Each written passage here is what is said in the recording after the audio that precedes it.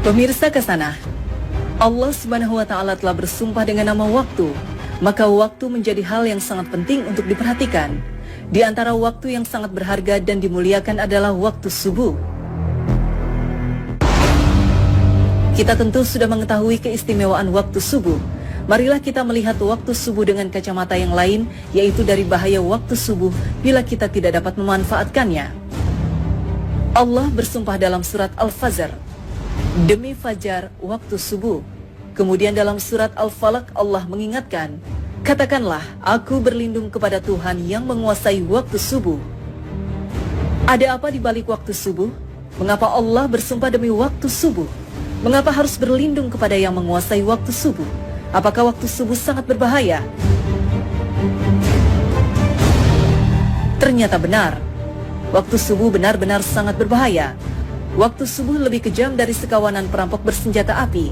Waktu subuh lebih menyengsarakan dari derita kemiskinan. Waktu subuh lebih berbahaya dari kobaran api yang disiram bensin.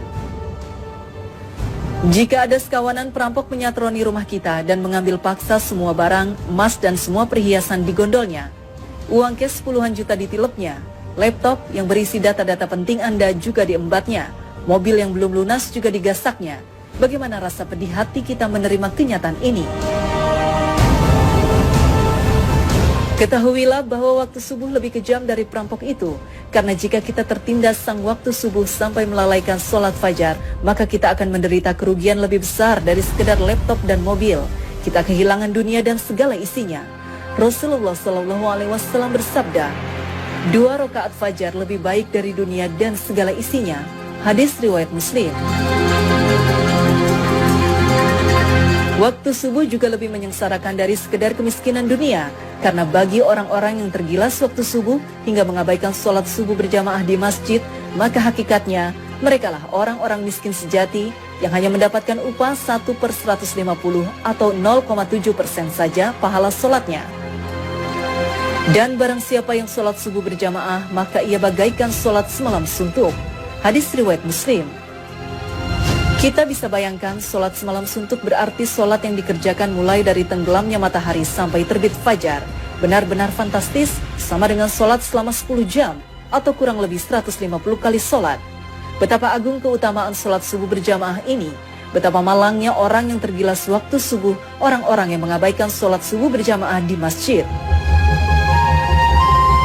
Waktu subuh juga lebih berbahaya dari kobaran api yang disiram bensin. Mengapa demikian? Tahukah kita bahwa Nabi menyetarakan dengan orang munafik bagi yang tidak mampu melaksanakan sholat subuh berjamaah? Sesungguhnya tiada yang dirasa berat oleh seorang munafik kecuali melaksanakan sholat isya dan sholat subuh. Sekiranya mereka tahu akan keagungan pahalanya, niscaya mereka bakal mendatanginya ke masjid, sholat berjamaah, sekalipun harus berjalan merangkak-rangkak. Hadis riwayat Bukhari Muslim. Orang yang tergerus waktu subuh hingga tak mampu mendatangi masjid untuk sholat berjamaah adalah orang yang dalam keadaan bahaya karena disetarakan dengan orang munafik. Padahal ancaman bagi orang munafik adalah neraka jahanam. Sesungguhnya Allah akan mengumpulkan orang-orang munafik dan orang-orang kafir di dalam jahanam. Quran Surat An-Nisa 140. Bukankah jahanam lebih berbahaya dari sekedar kobaran api yang disiram bensin?